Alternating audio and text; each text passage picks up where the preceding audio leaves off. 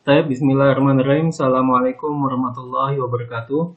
Adik-adik mahasiswa yang mengambil mata kuliah ekonomi digital, pada pertemuan kelima kita kali ini kita akan membahas tentang teori pada ekonomi digital. Langsung saja masuk ke pembahasan.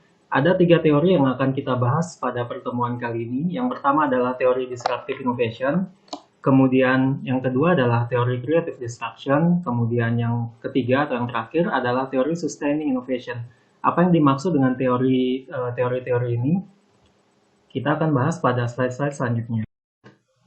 Yang pertama adalah disruptive innovation. Jadi yang dimaksud dengan disruptive innovation ini adalah inovasi yang mengacaukan. Kalau kita lihat secara bahasa, maksudnya adalah suatu inovasi yang dapat mengacaukan dan menggantikan sistem lama dengan sistem baru yang lebih baik.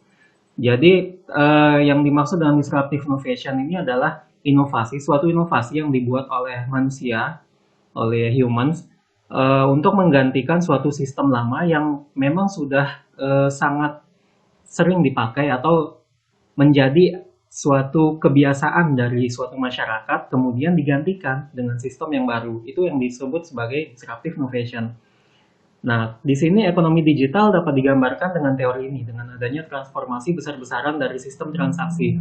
Dan yang paling terlihat pada ekonomi digital ini adalah adanya shifting, adanya perubahan perilaku antara produsen dengan konsumen yang tadinya berhubungan secara offline atau transaksi perdagangan ataupun transaksi keuangan terjadi secara offline. Sekarang pada masa ekonomi digital, transaksi-transaksi tersebut dapat dilakukan secara online atau melalui gadget dengan koneksi internet, baik itu berupa mobile data maupun wifi. Nah, teori disruptive innovation ini istilah ini pertama kali diperkenalkan oleh Clayton M. Christensen dan Joseph Bauer pada tahun 1995.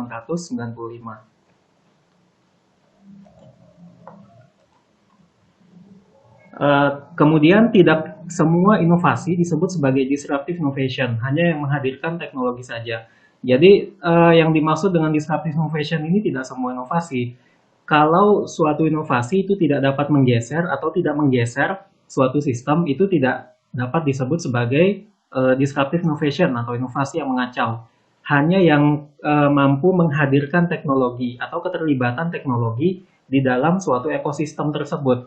Misalkan ketika transaksi pada umumnya digunakan seperti yang tadi ya, biasanya masyarakat kita menggunakan transaksi secara offline, transaksi baik itu keuangan maupun perdagangan itu secara offline.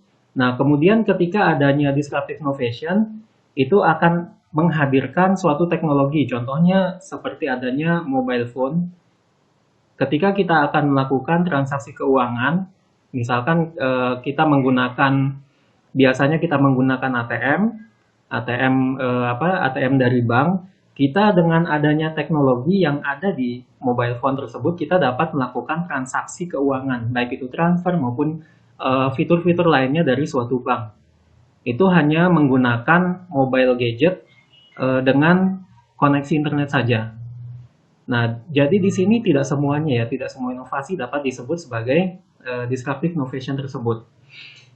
Kemudian disruptif juga terkait dengan efisiensi dan kepraktisan. Seperti yang tadi, ketika kita menggunakan mobile, ketika kita menggunakan gadget dengan koneksi internet di dalamnya, itu akan lebih efisien ketimbang ketika kita akan melakukan transaksi atau transfer uang melalui ATM. Karena kalau misalkan kita masih menggunakan ATM, kita akan harus ke ATM-nya terlebih dahulu ya. Sementara kalau misalkan kita menggunakan mobile phone, itu cukup dengan sentuhan jari saja kita bisa melakukan transaksi keuangan dan kepraktisan. Nah, kita bisa dilihat sini, disruptif juga terkait dengan efisiensi, kemudian kepraktisan. Dengan menggunakan mobile phone dan koneksi internet, itu akan sangat praktis sekali untuk melakukan transaksi keuangan. Kemudian suatu inovasi tidak akan dikatakan sebagai disruptive innovation apabila tidak mengganggu pelaku pada industri yang sama. Misalkan ketika jual beli lagi perdagangan, ketika ada produsen suatu barang, dia misalkan menghasilkan atau memproduksi batik misalkan. Ada produsen batik, ada pebatik gitu. Kemudian dia melakukan penjualan melalui online atau melalui marketplace, baik itu Tokopedia, Shopee maupun Bukalapak. Nah, ini akan mengganggu sekali pelaku pada industri yang sama. Jadi pedagang-pedagang atau pembatik-pembatik yang yang menghasilkan produksi yang sama dengan menjual secara offline itu akan sangat terganggu dengan adanya disruptive innovation ini. Seperti itu ya. Kemudian kita lihat lagi untuk disruptive innovation di sini ada beberapa ciri-ciri dari era disrupsi atau disruptif yang tadi ya. Yang pertama speed, jadi kecepatan dari perkembangan teknologi misalkan, perkembangan teknologi dan perkembangan tren dari suatu bisnis itu akan sangat cepat sekali. Kemudian surprises itu kejutan. Jadi ada kejutan-kejutan yang dihasilkan melalui inovasi-inovasi yang telah dibuat oleh para produsen guna mendapatkan perhatian, guna mendapatkan atensi dari para konsumen, sehingga dengan adanya atensi dan atau perhatian ini, konsumen akan lebih memilih perusahaan tersebut atau produsen tersebut ketimbang pesaingnya yang lain. Kemudian adanya sudden shift. Sudden shift itu perubahan yang mendadak atau tiba-tiba. Perubahan di sini seperti yang tadi ya, seperti adanya perubahan dari offline ke online itu sangat tiba-tiba. Jadi ketika suatu toko misalkan atau suatu produsen, ketika dia tidak bisa menjual atau mempromosikan barangnya secara offline, kemudian ketika dia melihat neraca keuangannya atau laporan keuangannya itu ternyata banyak meruginya, otomatis dia akan mempertimbangkan atau perusahaan atau produsen tersebut akan sangat mempertimbangkan untuk melakukan perubahan terhadap cara pemasaran. Salah satu cara pemasaran yang dapat menjadi alternatif bagi para produsen ataupun perusahaan ini adalah dengan cara mempromosikan secara online ataupun menjual barang-barang mereka, barang-barang produksi mereka secara online. Nah, di sini kalau kita lihat the world is disrupted. Nah, dunia itu menjadi kacau. Ini maknanya secara bahasa ya, artinya secara bahasa. Dari siklus lama pada abad 20 itu terjadinya 20 tahunan, 20 sampai 25 tahun pertumbuhan dari pergerakannya. Kita bisa lihat di sini secara general pergerakannya itu agak lama. Kalau misalkan kita lihat dari siklus lama pada abad 20 ini pergerakan agak lama. Sementara kalau siklus baru pada abad 21 ini sangat cepat sekali. 6 sampai 8 tahun itu sudah ada pergerakan atau sudah ada perubahan tren. Perubahan tren yang tadinya kita menggunakan komputer biasa pada abad 21 ini ya, komputer biasa kemudian menjadi laptop, sekarang menjadi laptop. Kemudian setelah itu lebih praktis lagi menjadi tablet. Setelah menjadi tablet, ada juga gadget yang lainnya menjadi mobile. Jadi ketika komputer dulu kan masih sangat besar dulu ya, komputer itu ukurannya ketika di awal-awal diciptakannya komputer itu sangat besar dulu ukurannya.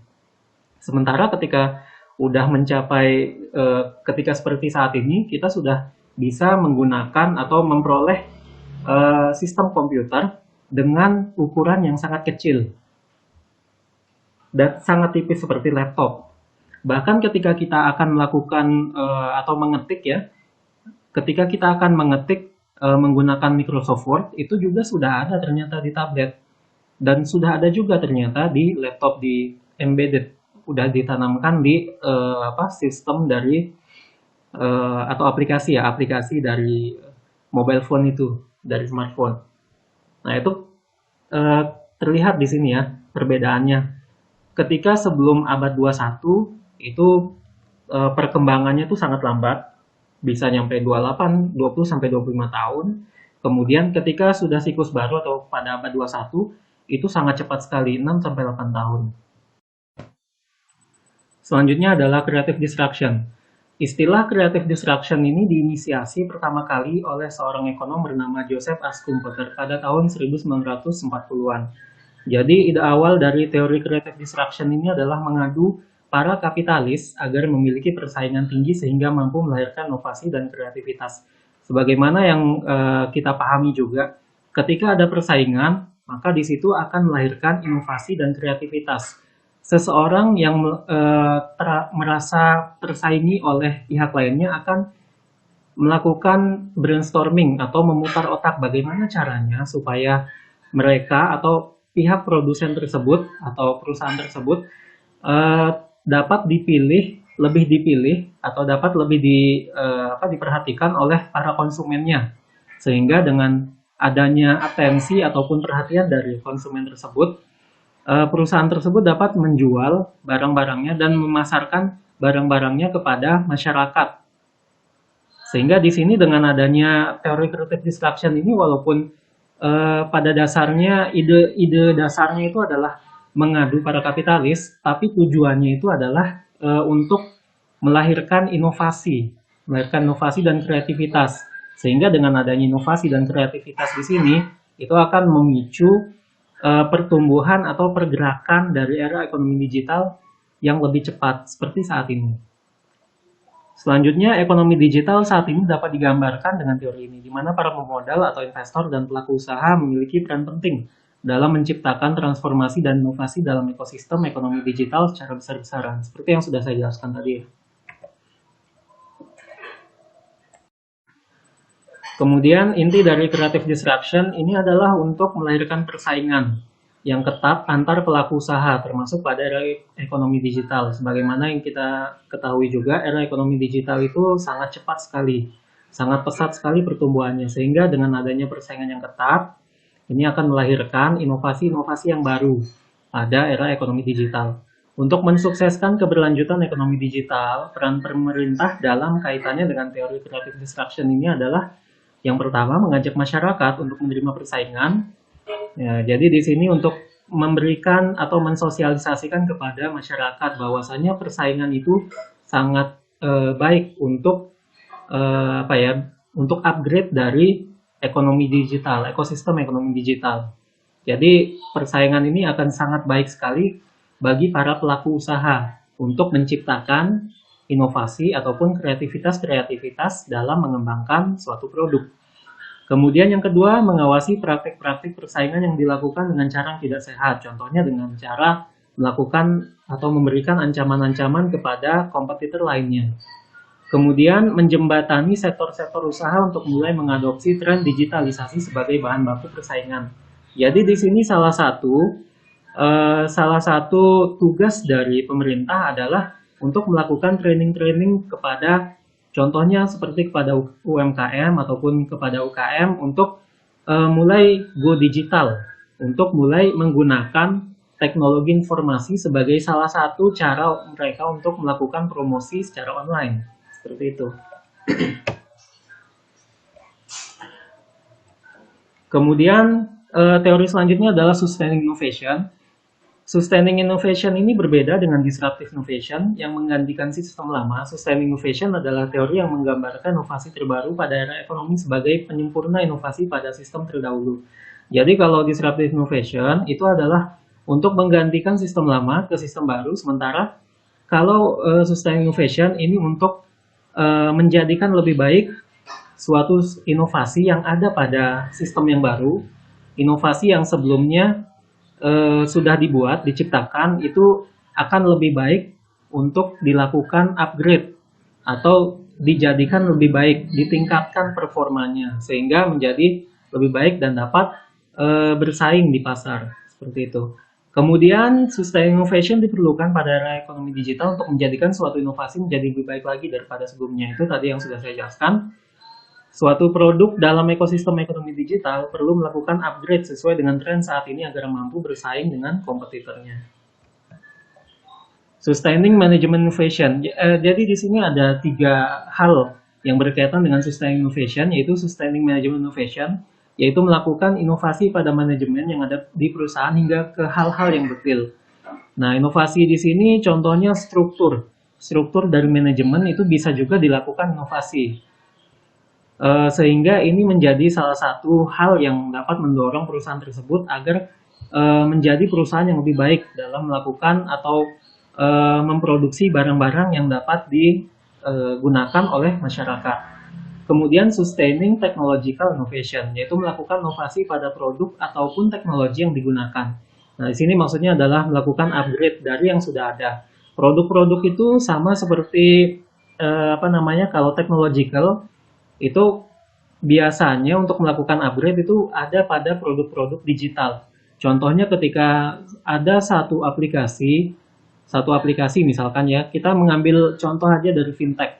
Nah, ketika ada satu aplikasi fintech yang biasa kita bisa cari di Play Store, itu misalkan ada satu fitur yang merugikan masyarakat. Nah, itu akan lebih baik dijadikan sebagai satu bahan evaluasi diri untuk perusahaan agar mulai mengembangkan atau mulai melakukan perbaikan terhadap aplikasi fintechnya tersebut.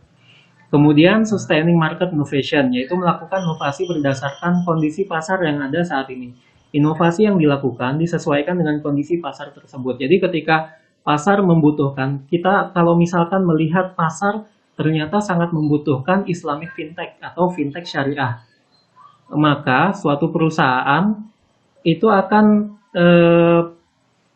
melakukan inovasi terhadap bisa dibilang fintech, aplikasi-aplikasi fintech yang sudah ada, yang mereka miliki. Misalkan ketika ada suatu perusahaan yang sudah mengembangkan fintech konvensional atau fintech biasa, maka dengan adanya permintaan atau demand dari masyarakat akan Islamic fintech ini dapat juga permintaan ini menjadi salah satu bahan evaluasi kepada perusahaan tersebut untuk mulai mengembangkan Islamic fintech di tengah masyarakat.